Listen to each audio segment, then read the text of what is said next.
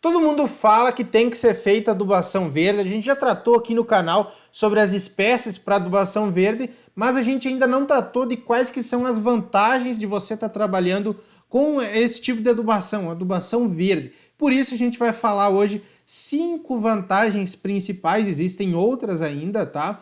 De você estar utilizando a adubação verde aí na tua área.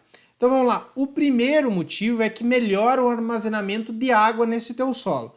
O solo ele tem a sua estrutura, né? Então ele tem macro e microporos. E com o passar do tempo, né, você trabalhando sempre com adubação verde, essa relação, essa capacidade estrutural do seu solo vai ser aumentada devido à adubação verde, o teu solo está sempre ocupado.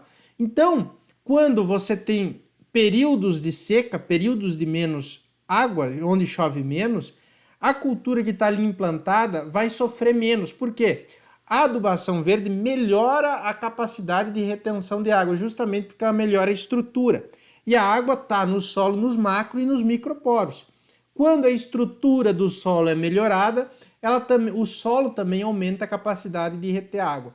Então, as culturas que vão estar estabelecidas têm menos problemas com secas, com períodos de pouca chuva, quando também tem uma estrutura muito boa. Se você estiver sempre preparando o solo, lavrando, desestruturando esse teu solo, o que vai acontecer? O armazenamento de água vai cair, por causa que a estrutura do teu solo também está comprometida.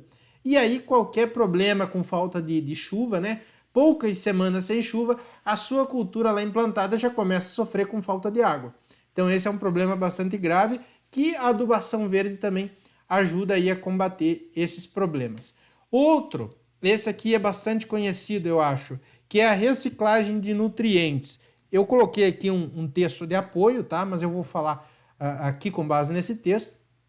O que acontece? As plantas geralmente utilizadas para adubação verde, ela tem estruturas de raízes que são diferentes entre si. Então uma planta não tem a mesma raiz do que a outra. Ela tem uma raiz pivotante como essa, outra tem uma raiz fasciculada, aqui uma raiz como a do nabo forrageiro. Então o que acontece? Elas trabalham de uma maneira diferente, elas também têm uma profundidade diferente, têm uma maior capacidade de absorver um ou outro nutriente, então elas são diferentes. Por isso que elas fazem a reciclagem de nutrientes, né? Então, uma cultura, como eu coloquei aqui, pode fixar nitrogênio, outra pode aprofundar mais sua raiz e retirar uns nutrientes que estão aqui abaixo da camada de 20, 30, 40 centímetros do solo, levar para a sua parte aérea e depois com a retirada da adubação verde, né, com essa biomassa sobre o solo, vai ser disponibilizado esses nutrientes que estavam aqui embaixo, vão ser disponibilizados na superfície do solo, possibilitando então com que outras culturas venham a se aproveitar também dessa reciclagem de nutrientes. Então, por isso é muito importante. E aí já vem um outro fator que é a descompactação de solo, né? Então, aquela mesma coisa, existem diferentes tipos de raízes. Hoje se trabalha muito com mix de espécies para adubação verde, então isso pode sim potencializar a descompactação em solos muito compactados. Geralmente é utilizado aqui para nós na região sul, no Paraná, o nabo forrageiro. Então ele tem uma capacidade muito boa de descompactar solos. Então ao invés de você estar destruindo seu plantio direto, todo ano fazendo incorporação, todo ano fazendo aragem, gradagem, tudo mais, desestruturando o solo, você pode se utilizar de uma espécie de adubação verde para corrigir problemas de compactação.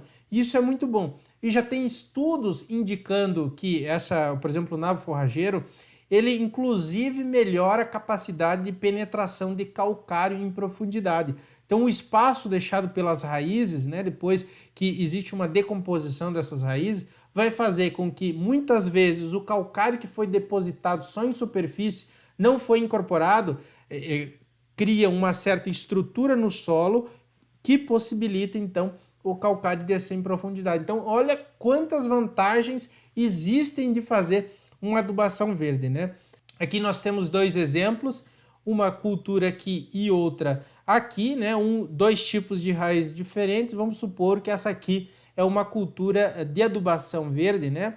E ela tem, então, raízes mais agressivas no solo, ela é mais rústica, ela desce mais em profundidade, ela vai formando uma estrutura do solo mais forte, né? Quando você tem uma outra cultura aqui que tem uma capacidade de raiz diminuída, ou que ela não tem uma raiz tão agressiva pela sua própria natureza, ela vai ficar superficialmente aqui, né? Ela não consegue romper camadas compactadas nesse solo. Quando você está trabalhando com essas duas nesse nosso mesmo solo, essa cultura de adubação verde vai romper camadas compactadas em profundidade, né? Vai tornar esse solo mais permeável às raízes da cultura de interesse, que é a cultura de verão. Aí pode ser uma soja, pode ser um feijão, pode ser uma outra cultura, né? Então, por isso que é importante também, tá? E aqui nós temos outro exemplo de mix, né, de culturas para adubação verde. Esse exemplo aqui trata do nabo forrageiro, da aveia e da crotalária. Então, cada espécie de adubação, para adubação verde tem sua finalidade, tem sua especialidade que é boa para esse solo.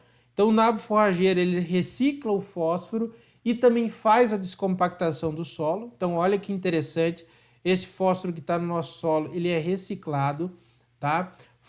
A aveia, ela forma matéria orgânica no solo, ela tem uma grande capacidade aí também de deixar matéria morta, de fazer supressão de plantas daninhas nesse solo, de fazer uma boa cobertura para posteriormente vir uma implantação de uma soja, por exemplo, e uma crotalária aí que tem capacidade de fixação de nitrogênio, né? Então, combinando cada especialidade de cada planta, fazendo um mix da adubação verde, quanto mais você misturar aí, você tiver capacidade de misturar uma gramínea com uma leguminosa, é algo interessante, plantas que fazem descompactação do solo. Então, hoje já tem algumas empresas que estão se especializando em montar esses mix para adubação verde, com mais de uma espécie, 3, 4 espécies, e cada espécie nesse nosso solo vai fazer um trabalho diferente, vai melhorar algum aspecto, seja fixar nitrogênio, seja deixar matéria morta para depois fazer supressão de plantas daninhas,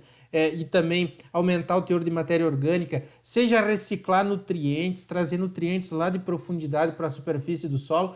Então, cada planta da adubação verde tem uma finalidade específica também de interesse, que a gente tem que sempre se atentar, tá ok? Também tem uma outra vantagem que é a regeneração de áreas degradadas. Então, como eu falei, a adubação verde, ela melhora as qualidades físicas, químicas e biológicas do solo, vários fatores mesmo, e também aumenta a produtividade das culturas agrícolas subsequentes. Então nós temos dois exemplos aqui, isso aqui é pastagem. Nós temos uma pastagem aqui do lado degradada e aqui uma pastagem recuperada. Então em muitas regiões do Brasil, por que eu botei essa foto?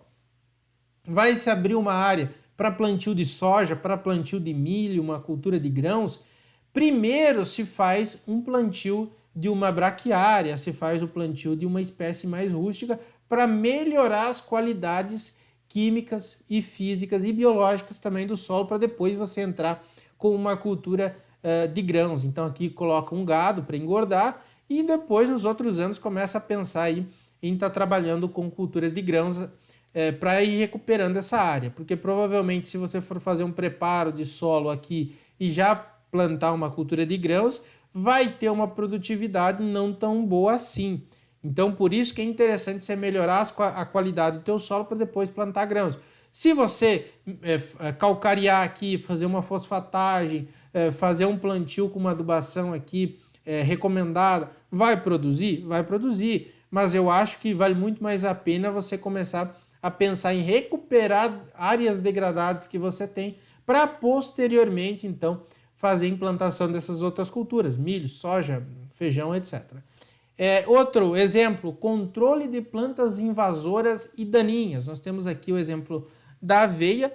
Então, vocês veem que a aveia, depois que a aveia completa o seu ciclo, no caso no final de inverno, onde houve um acúmulo grande de biomassa, ela vai ficar aqui no solo, tá? Vai fazer uma ótima cobertura nesse solo, vai aumentar o teor de matéria orgânica, vai suprimir também aqui algumas plantas daninhas que possam ter semente nesse solo, vai reduzir então os problemas com plantas invasoras, se for feito adequadamente ainda, isso aqui vai diminuir muito o banco de sementes de algumas plantas daninhas e isso aqui vai melhorar cada vez mais. Se todo ano for feito de uma maneira bem caprichada, vai melhorar e vai diminuir também a incidência com plantas daninhas, inclusive a adubação verde serve muito para isso. Beleza, pessoal? Muito obrigado por assistir. Já, se você tem interesse de aprender mais sobre adubação, recomendação de adubação, por favor, primeiro link na descrição, nosso curso de avaliação de fertilidade do solo e recomendação de adubação. Lá a gente mostra desde como você fazer a coleta do solo para análise, até depois você recomendar e montar uma estratégia de adubação. Então está bastante interessante. E se você acha que quer começar mais para frente o nosso curso e você quer ver um outro tema aqui no canal, deixa aqui um comentário o tema que você quer que a gente faça um vídeo que a gente vai fazer posteriormente, tá ok, pessoal? Se inscreve, deixa um like e até uma próxima. Tchau, tchau.